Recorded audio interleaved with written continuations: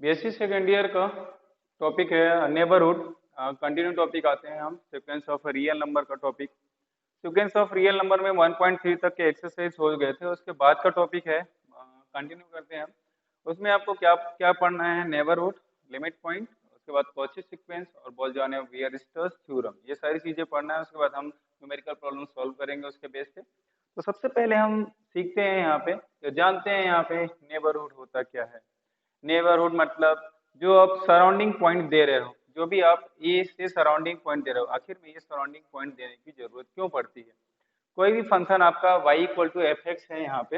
Late हमने मान लिया कि y equal to F X क्या है, एक कंटिन्यूअस फंक्शन है। ठीक है, एक कंटिन्यूअस फंक्शन है पर्टिकुलर इंटरवल में। सपोज मान लेते हैं ए बी इंटरवल में क्या है कि वो आपका कंटिन्यूअस है। तो करना क्या है यहाँ पे, सपोज मान लेते हैं हम दोनों के बीच में कोई भी एक ऐसा इंटरवल आता है या कंटिन्यूअस। सपोज मान लेते हैं ए बी इंटरवल में, सपोज मान लेते हैं यहाँ पे ए है, यहाँ पे क्या है बी, ये कंटिन्यूअस है।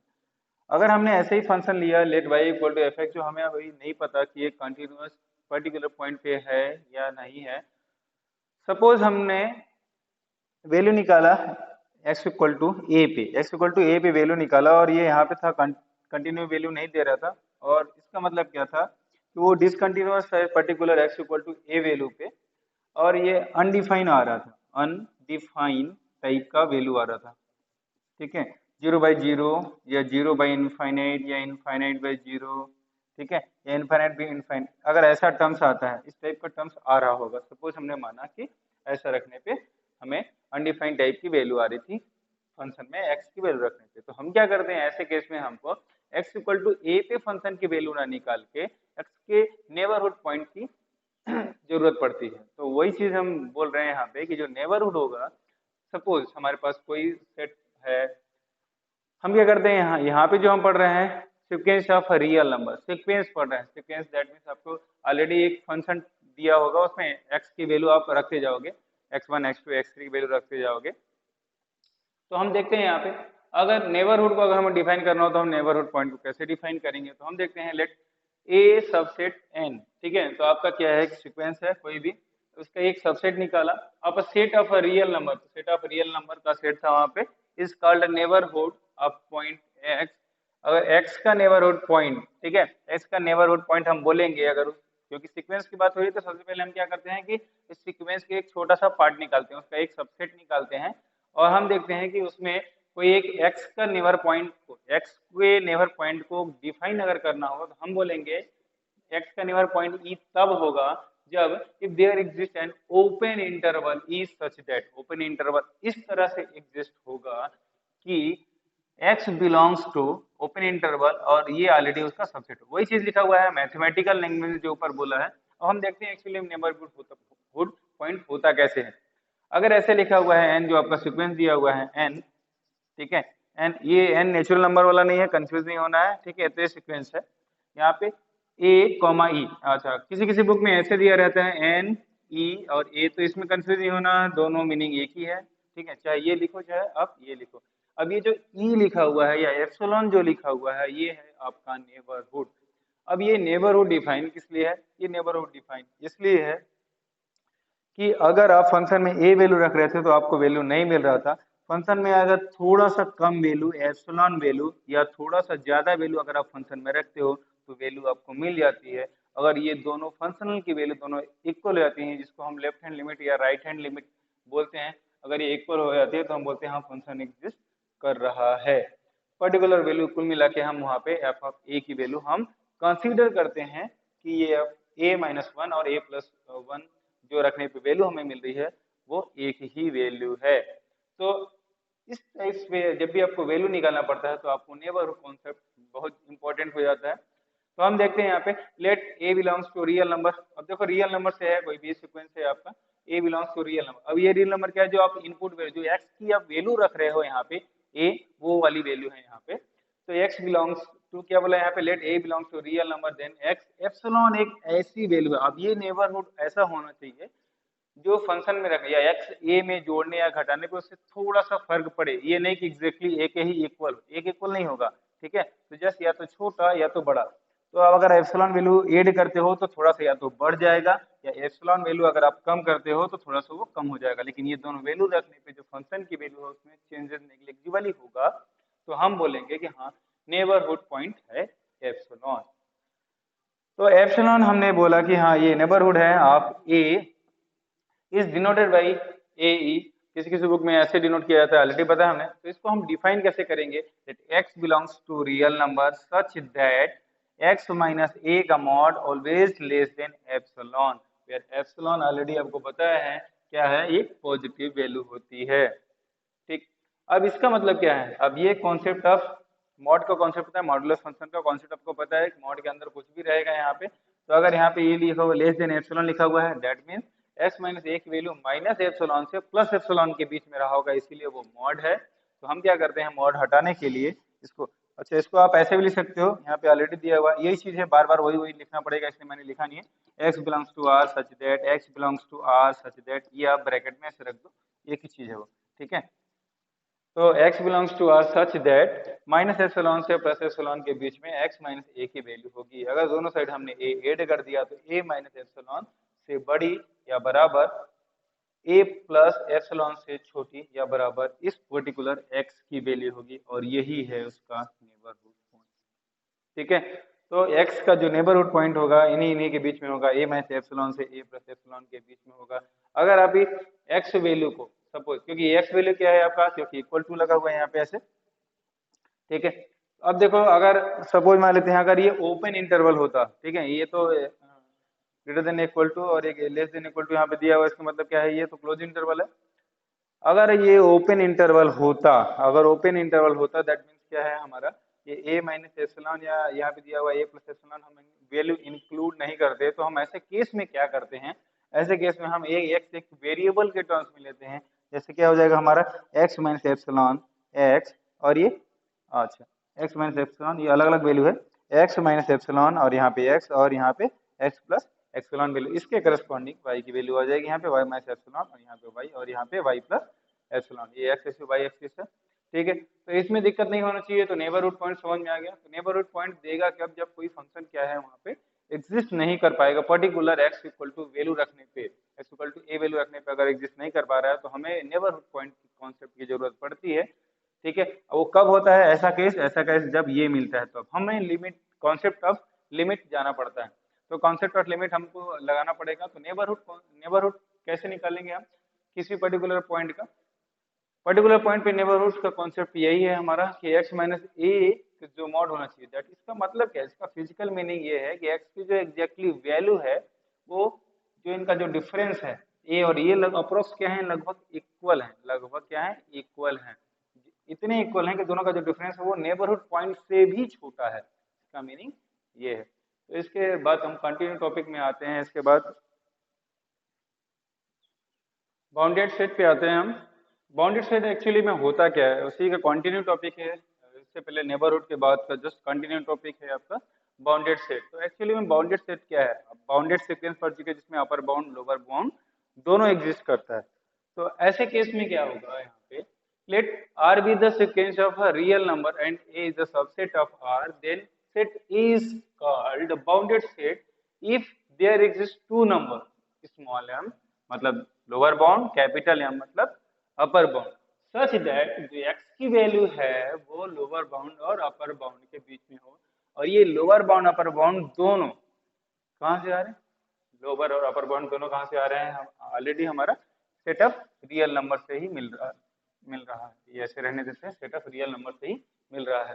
तो है क्या एक्चुअली में, बाउंडेड सेट ऐसा सेट होगा जिसमें क्या होगा, आर एक क्या होगा, एक सेट होगा, आपको ऑलरेडी दिया होगा, सेट ऑफ रियल नंबर होगा या सीक्वेंस होगा, वहाँ पे सेट ऑफ रियल नंबर होगा, तो वो हमारा एक ऑलरेडी सीक्वेंस देगा, वहां से एक सबसेट हम क्या निकालते हैं, ए निकालते हैं वहीं से। ठीक है, तो ये जो सेट दिया हुआ है ऑलरेडी ए, इसको हम क्या बोलेंगे, अगर ये बाउंडेड सेट होगा, एक ही कंडीशन है, जब इसकी वैल्यू ये इन्हीं में से, ये क्या है, ये एलिमेंट है और ये हमारा पूरा का पूरा सेट है, इसकी वैल्यू स्मॉल m से कैपिटल M के बीच में अगर हो तो हम क्या बोलेंगे इसको, कि वो बाउंडेड सेट है। ठीक है, that means lower bound value जो आपका सेट दिया हुआ है, सेट का जो सीक्वेंस का हम निकालते हैं, यहाँ पे अगर सेट बोलता है तो समझ जाना इंडिविजुअल सीक्वेंस की ही बात कर रहा है। ठीक है, तो क्योंकि जो सीक्वेंस है वो सेट के फॉर्म में दिए रहते हैं, तो उन्हीं में से कोई एक्स वैल्यू हमने निकाला, ये जो दिया हुआ था आपका जो सीक्वेंस रहा होगा ऐसे इस टाइप का नंबर सेपरेटेड बाई कॉमा से होगा ना, उसी की बात कर रहा हूँ।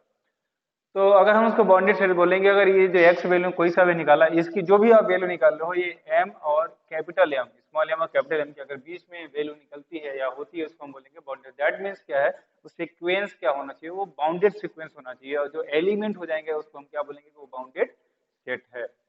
तो अब आगे हम बात करते हैं लिमिट पॉइंट एक्चुअली उस सीक्वेंस का होना क्या चाहिए। तो लिमिट पॉइंट क्या होगा आपका, अगर हमने माना कि सीक्वेंस हमारा N equal to 1 to infinite कोई भी आपका सीक्वेंस दिया हुआ है, एक रियल नंबर का सीक्वेंस है, ठीक है, और ए क्या है, रियल नंबर एल, ए से हमने क्या एक पॉइंट निकाला 1, ये जो दिया हुआ है यहाँ पे एल है, ठीक है, इसको हम लिमिट पॉइंट बोलेंगे, ठीक है, लिमिटर बोलेंगे।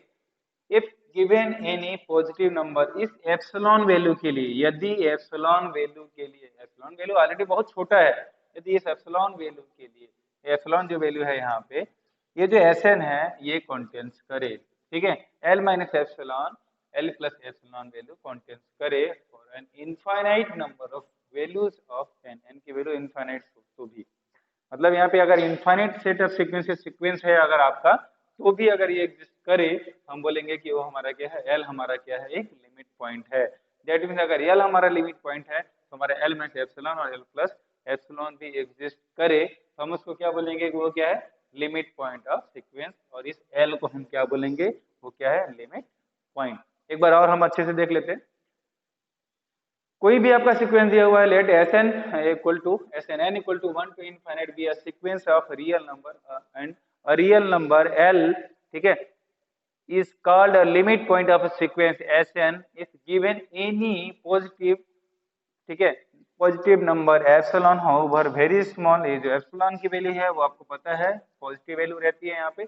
अगर ये Sn किससे करता है, बिलोंग्स टू करता है किससे, L माइनस एप्सिलॉन से, L प्लस एप्सिलॉन बिलोंग करता है, तो हम बोलेंगे कि हाँ क्या होगा, वो उस सेट का लिमिट पॉइंट होगा for N infinite number of value of N.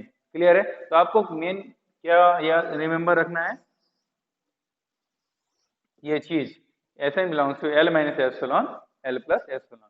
Similar manner में यही सारी चीजें, यही चीज था ऑलरेडी बोल्जानो-वेस्टर्स थ्योरम में रिमेंबर किया गया है, ठीक है। तो इसको एक थ्योरम के बेस में कैसे हम समझेंगे, अब ये बोल रहा है कि यहाँ पे ऑलरेडी ये दोनों एग्जिस्ट करे, L माइनस एप्सिलॉन और L प्लस एप्सिलॉन। बोल्जानो-वेस्टर्स थ्योरम के अकॉर्डिंग क्या है, कोई भी अगर आपके पास बाउंडेड अगर इनफाइनाइट सेट है, ठीक है, बाउंडेड इनफाइनाइट सेट है ऑफ रियल नंबर, उसके कम से कम एक लिमिट पॉइंट होगा ही होगा, उसका एक लिमिट पॉइंट होगा ही होगा। अगर अब थ्योरम को थोड़ा सा मैथमेटिकली हम देखें, इस थ्योरम को, बोल्जानो-वेस्टर्स थ्योरम को अगर हम मैथमेटिकली देखें, इसका मतलब क्या है, ये बोला है limit n tends to infinite SL equal to L, मतलब क्या है, देखो ये एक इनफाइनाइट सीक्वेंस है यहाँ पे, ठीक है, इनफाइनाइट सीक्वेंस है यहाँ पे, सेट ऑफ रियल नंबर है यहाँ पे, इक्वल टू एल दिया हुआ है, तो इसका एक और एक ही क्या बोला यहाँ पे, is only one limit point. लेकिन इसका मतलब limit n tends to infinite करूंगा तो आपको एक ही लिमिट पॉइंट मिलेगा जो इसका नाम होगा, ठीक है, एल वैल्यू। अब इस थ्योरम के अकॉर्डिंग सबको मालूम है ऐसे आपका सेट ऑफ सीक्वेंस है, एल आपका क्या है, लिमिट पॉइंट है। तो आप कैसे यहां पे प्रेजेंट करेंगे कि इन दोनों का जो डिफरेंस होगा लेस देन क्या होगा, एप्सिलॉन होगा ऑलरेडी, ठीक है, लेस देन एप्सिलॉन हो जाएगा। तो इस केस को प्रॉब्लम कैसे सॉल्व करेंगे हम हमेशा, पहले तो वेस्टर्स जो थ्योरम है उसके अकॉर्डिंग क्या हो जाएगा, वेस्टर्स थ्योरम के according if Sn equal to limit n tends to infinite, then therefore the sequence जो आपका रहेगा उसकी जो वैल्यू हो जाएगी वो क्या हो जाएगी, L हो जाएगी। तो ये जो मॉड दिया हुआ है यहाँ पे Sn माइनस L का मॉड लेस देन एप्सिलॉन, इसका मतलब क्या है, इसका मतलब ये है कि जो सीक्वेंस है वो कन्वर्ज हो जा रहा है एक पर्टिकुलर नंबर L पे, पर्टिकुलर नंबर L पे कन्वर्ज हो रहा है। तो अब डिफाइन करते हैं इसको कन्वर्जेंस सीक्वेंस के डिफिनेशन के अकॉर्डिंग, ठीक है, कन्वर्जेंस सीक्वेंस के डिफिनेशन के अकॉर्डिंग हम क्या करेंगे कि there exist an positive integer n, ठीक है, अगर ये कन्वर्ज हो जा रहा है यहाँ पे, कन्वर्ज होगा तो क्या होगा यहाँ पे Sn minus L to mod लगा देंगे यहाँ पे ये चीज, और ये जो कन्वर्ज हो जाएगा, कन्वर्ज टू क्या कर देंगे L लेस देन क्या हो जाएगा हमारा एप्सिलॉन, एप्सिलॉन क्या होगा पे एप्सिलॉन जो वैल्यू है हमारा वो क्या है, एक पॉजिटिव वैल्यू है। ठीक है, पॉजिटिव वैल्यू हम इसे सॉल्व करते हैं कंसेप्ट ऑफ मॉडुलस, तो माइनस एप्सिलॉन से प्लस एप्सिलॉन वाली वैल्यू होनी चाहिए थी। ठीक है, इसकी वैल्यू माइनस एप्सिलॉन से प्लस एप्सिलॉन होना चाहिए था। अगेन L बोथ साइड हम अगर ऐड करेंगे तो L माइनस एप्सिलॉन से L प्लस एप्सिलॉन हो जाएगा। इसका मतलब क्या है, इस Sn की जो वैल्यू है वो L माइनस 1 से L plus 1, sorry L minus 1 से यहाँ पे हम क्या कर सकते हैं, यहाँ पे L प्लस एप्सिलॉन के बीच में होगी। That means Sn belongs to L minus epsilon से L प्लस एप्सिलॉन। तो ये था आपका बोल्जानो-वीएस थ्योरम, और यहाँ पे for every value of n greater than m, so concept easy है यहाँ पे। अब यहाँ पे देखना, यहाँ पे जो m वैल्यू दिया हुआ है, ऑलरेडी m दिया हुआ है और एक n दिया हुआ है वैल्यू, तो m क्या है, एक आपका एक पॉजिटिव इंटीजर है। ठीक है, for every value of m belongs to epsilon. ठीक है, तो इस टाइप का थ्योरम है, ये थ्योरम रिमेंबर रखना, और ये थ्योरम बाय नेम अगर एग्जाम में आता है तो आप ऐसे लिखना, बोल्जानो-वीएस थ्योरम। तो ये थ्योरम 1 था यहाँ पे बोल्जानो-वीएस का। बोल्जानो-वीएस थ्योरम एक ऑलरेडी सीक्वेंस के लिए दिया हुआ है, तो हम वो नेक्स्ट क्लास में डिस्कस करेंगे कि every bounded sequence has a one limit point, every bounded sequence has a limit point, या every bounded sequence has a sequential limit. इस टाइप्स का थ्योरम है, वो हम नेक्स्ट वीडियो में प्रूव करेंगे। तो अभी तक के लिए इतना ही। सीक्वेंशियल लिमिट में इसमें 2-3 केस आ जाएगा। इसमें एक केस इसके है एस, एक आपका अगर फाइनाइट सेट है तो उसके केस में आप कैसे सॉल्व करोगे, अगर एस आपका अगर इनफाइनाइट सेट है तो आप कैसे सॉल्व करोगे। ठीक है, तो pause the video and note down the bounded sequence, limit point and Bolzano Weierstrass theorem. तो नेक्स्ट वीडियो में हम पढ़ेंगे इसके बोल्जानो-वीएस थ्योरम के कॉचीज थ्योरम। ठीक है, तो अभी इसका थ्योरम पार्ट 2 बचा हुआ है इसका, बोल्जानो-वीएस थ्योरम 1 एंड बोल्जानो-वीएस थ्योरम 2। तो ये यहाँ पे इनफाइनाइट के लिए था, हम फाइनाइट सेट के लिए भी देखेंगे, इनफाइनाइट सीक्वेंस के लिए भी बात करेंगे। ये सारी चीज एक्चुअली ये थ्योरेटिकली है पूरा। तो इसके आगे का जो टॉपिक है वो कॉची सीक्वेंस है, तो कॉची सीक्वेंस हम पढ़ेंगे। कॉची सीक्वेंस के बाद ये बहुत ज़्यादा इंपॉर्टेंट है, every convergence real sequence is a Cauchy sequence होता है। इस टेस्ट के आपको थ्योरम मिलेगा, वो सब हम बाद में पढ़ेंगे ऑलरेडी। तो कॉची सीक्वेंस आपको बहुत ज़्यादा इंपॉर्टेंट है। तो जो नेक्स्ट टॉपिक होगा वो होगा कॉची सीक्वेंस, और वो हम स्टार्ट करेंगे नेक्स्ट वीडियो में। तब तक के लिए वीडियो पॉज कीजिए और नोट डाउन कर दीजिए।